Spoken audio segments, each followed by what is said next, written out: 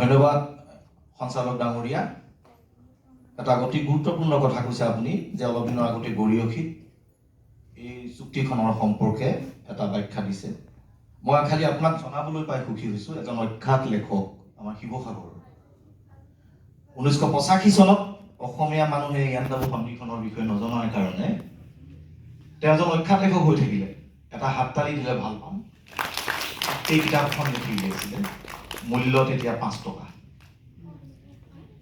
Yandabo সন্ধিৰ 11টা চৰ্ত ইয়াত অনুবাদ কৰি থৈছে, আৰু এই চুক্তিখনে যে অসমখন ব্ৰিটিছৰ তললৈ নগৈছিল।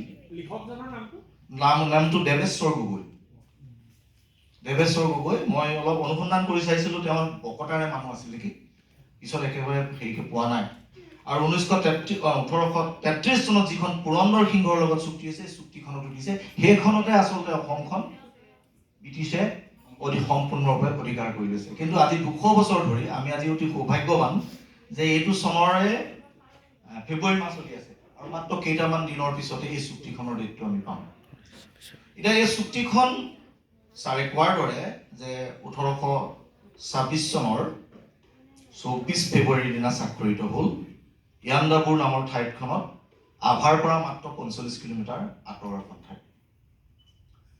এই চুক্তিখনত 11টা চৰ্ত জাপি দিয়া হ'ল, মই জাপি দিয়া বুলিয়ে কৈছোঁ, আৰু তাৰ লগত অতিৰিক্ত এটা চৰ্ত জাপি দিয়া হ'ল। মই 2 বছৰ দিন ধৰি নবীন বুঢ়াগোহাঁইৰ নিচিনা বুৰঞ্জীবিদৰ লগত সহযোগ কৰি প্ৰায় এই ব্ৰহ্মদেশৰ বুৰঞ্জীখনৰ বিষয়ে অকণমান অধ্যয়ন কৰি আছোঁ। আমাৰ অসমত এটা কথা আছে, লোকলৈ হুলপুতি আপুনিও মৰে ফুটি। ব্ৰহ্মদেশে ৰজাই চুক্তিখন কৰিলে, কিন্তু ব্ৰহ্মদেশৰ পিছৰ ৰাজনীতিটো কিন্তু অতি বেয়া। আমাৰ অসমৰ ক্ষেত্ৰত যিটো অপমান কৰিলে, অসমৰ ক্ষেত্ৰত যিটো কৰিলে, ব্ৰহ্মদেশৰ ৰাজনীতিটো কিন্তু ঠাণ্ডা হৈ গুচি গ'ল। আনকি তেওঁলোকৰ বাগিদোৱা তেওঁকো হত্যা কৰা হৈছে, তাৰপৰা থাৱাদি হেৰিয়ালৈ আহিছে, পাৱাৰলৈ আহিছে, তাৰপিছত মিণ্ডনৰ ৰাজত্ব কালত সেইখিনি ব্ৰহ্মদেশৰ পিছৰ হিষ্ট্ৰী যিখিনি কৈছে। সেইকাৰণে ডক্টৰ ডি.জি. হলে এটা কথা কৈছিলে যে ইয়াণ্ডাবু সন্ধিখনে আমাক বেছি একো এফেক্ট কৰা নাই, নৰ্থ ইষ্টত বেছি কৰা নাই, কিন্তু ব্ৰহ্মদেশত যিটো এফেক্ট কৰিলে সেইটো আটাইতকৈ ফাৰ ৰিচিং এফেক্ট বুলি কৈছে। এতিয়া মই সেইখিনি কথালৈ যাব খোজা নাই।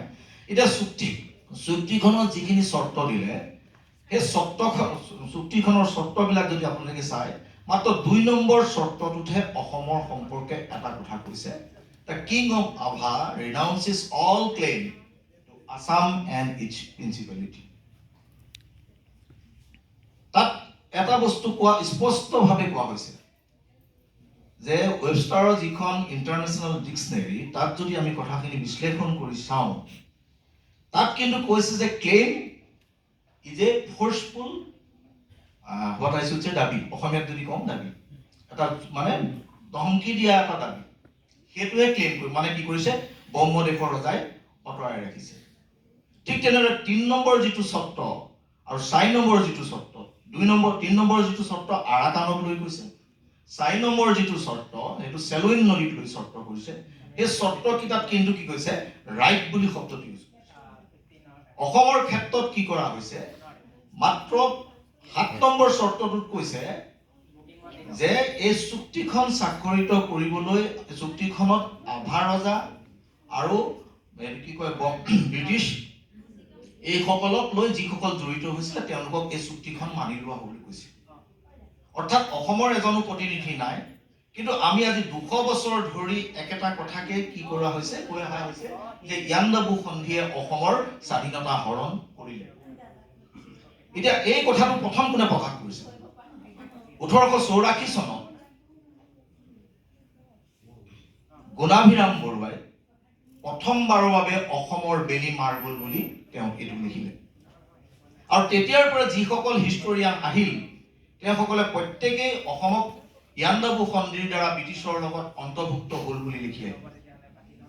কিন্তু আমি যদি চাওঁ, ইয়াণ্ডাবু সন্ধিৰ প্ৰায় 3 বছৰৰ পাছত 1829 চনত কাশীনাথ তামুলী ফুকনে, তেতিয়া সেইখন বেংগলী লিখা, তাত প্ৰথম কি কৰিছে,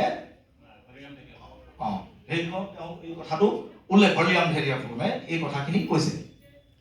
তাৰ পিছত যদি আপুনি আহে, তাৰ পিছৰ পৰা আমি যাওঁ, তাৰ পিছত পদ্মনাথ গোহাঁই বৰুৱা, আমাৰ H.K. বৰপূজাৰী ছাৰ, তাৰপিছত সৃষ্টিধৰ দত্ত, স্বৰ্ণলতা বৰুৱা, H.K. বৰপূজাৰ দি কম্প্ৰিহেনচিভ হিষ্ট্ৰী, যিমানবোৰ বুৰঞ্জী আছে সকলোৱে অসমৰ স্বাধীনতা মাৰ গ'ল বুলি একেখিনি কথাকে কৈছে। ইয়াৰ এক্সেপশ্যনেলি কিন্তু এটা কথা কোৱা হৈছে, যেতিয়া আমি পেম্বাৰটনৰ ৰিপৰ্টটো পঢ়ো, পেম্বাৰটনে কিন্তু কি বুলি কৈছে, অসম অধিকাৰ কৰা নাই বুলি কৈছে, মাত্ৰ ব্ৰহ্মদেশৰ ৰজাৰ পৰা অসমখন মুক্ত কৰি দিয়া হ'ল বুলি কৈছে। আকৌ একেখিনি কথাকে যদি আমি ৰবাৰ্টছনৰ ৰিপৰ্টটো পঢ়ো, তাতো একেটা কথাকে কৈছে যে অসমখন কিন্তু অধিকাৰ কৰা নাই। আনকি গেটৰ যিখন চাইণ্টিফিক ৱৰ্ক বুলি কওঁ, এ হিষ্ট্ৰী অফ আছাম, তাতো গেটে কৈছে যে অসম এই অঞ্চলটো লোৱাৰ পাছত কি কৰা হ'ব, what to deal with them, সেই কথাটো স্পষ্ট কৰি দিয়া হৈছে। কিন্তু আমাৰ বুৰঞ্জীবিদসকলে তাক দুটা ভাগত বিভক্ত কৰি ইয়াণ্ডাবু সন্ধিখনকেই আমাৰ অসমৰ অস্তিত্ব হেৰালে বুলি এই কথাখিনি কৈ থকা হ'ল। অৱশেষত K.C. Dutta, landmark of Indian freedom struggle, তাত তেওঁ উল্লেখ কৰিছে যে অসমৰ স্বাধীনতা 1826 চনৰ 24 ফেব্ৰুৱাৰী ইয়াণ্ডাবু সন্ধিৰ দ্বাৰা মাৰ যোৱা নাই। আৰু এই সম্পৰ্কে লাষ্টত আপুনি দেখিব আনন্দৰাম ঢেকিয়াল ফুকনে আপোনাৰ অৰুণোদয় বাতৰি কাকতত এটা প্ৰবন্ধ লিখিছিলে, অসম আক্ৰমণৰ সশস্ত্ৰ ঘটনা বুলি। সেই ঘটনাটো তেওঁ উল্লেখ কৰিছে যে কেতিয়াও এইটো হোৱা নাই। এতিয়া আমি আগতে কৈ আহিছো যে যিটো 3 নম্বৰ চৰ্ত, যিটো 4 নম্বৰ চৰ্ত, যিটো 10 নম্বৰৰ চৰ্ত, এই চৰ্তবিলাকত কিন্তু অসমৰ সম্পৰ্কে এটা কথাও কোৱা নাই। আপোনালোকে আচৰিত খাব যে জি ডেভিছকনে প্ৰায় এবছৰৰ পিছত এই চুক্তিখনৰ বিষয়ে গম পায়, মানে চুক্তিখন হৈছে বুলি গম পায়, চুক্তিৰ দফাবিলাক গম নাপায়। আৰু ব্ৰহ্মদেশৰ বুৰঞ্জীত কিন্তু কি কৈছে, আমি ইয়াণ্ডাবু ট্ৰিটি বুলি কৈ আছো, ব্ৰহ্মদেশৰ বুৰঞ্জীত কিন্তু ইয়াণ্ডাবু পিছ ট্ৰিটি বুলি কোৱা হৈছে। দুখন চুক্তি কৰিছে, দুটা ভাষাত কৰিছে। আৰু সেইকাৰণে ব্ৰিটিছৰ ফালৰ পৰা খুব ক্লিয়াৰ হৈছে, তেওঁলোকে কৈ আছে যে renounces the all claim to Assam and its principality. Renounce মানে অস্বীকাৰ কৰিছে, ব্ৰহ্মদেশৰ ৰজাই যিটো দাবী কৰিছে অসমখন আমাৰ এনেকুৱা বুলি, আৰু যিটো কথা পৰৱৰ্তী কালত গঙ্গাধৰ কোঁৱৰে কৈছিলে, যিটো কথা গদা কোঁৱৰে কৈছে, তেওঁলোকে হয়তো ইংৰাজী জানিছিলে নাই নাজানো, কিন্তু এটা কথা কৈ আছে যে অসমখন এই চুক্তিৰ দ্বাৰা কেতিয়াও ব্ৰিটিছে অধিকাৰ কৰা নাই। আৰু সেইকাৰণে পৰৱৰ্তী কালত গেটৰ যিখন বুৰঞ্জী, তাতো সেই গেটে স্পষ্ট কৰি কথাটো ক'ব পৰা নাই। গতিকে দেখা যায় যে আমাৰ গুণাভিৰাম বৰুৱাৰ দিনৰ পৰা যি ধৰণৰ ধাৰণাটো চলি আহিল, এই ধাৰণাটোৰ পৰা আমি অসমীয়া মানুহে, আমি কলেজৰ ছাত্ৰ ছাত্ৰীসকলে, স্কুলৰ ছাত্ৰ ছাত্ৰীসকলে, শিক্ষকসকলে একেটা কথাকে আমি ৰিপিট কৰি থাকিলো, ইয়াণ্ডাবু সন্ধিৰ দ্বাৰাই এইটো হ'ল। কিন্তু পৰৱৰ্তী কালত দেখা পোৱা গৈছে যে 1833 চনৰ যিখন চুক্তি কৰিছিল, এই চুক্তিখনকে আহোম ৰজাক লালবন্দী হিচাপে ৰাখি এইখিনি কৰা হৈছে। গতিকে সঞ্চালক মহোদয়, আজি এটা অতি গুৰুত্বপূৰ্ণ আলোচনা হৈছে।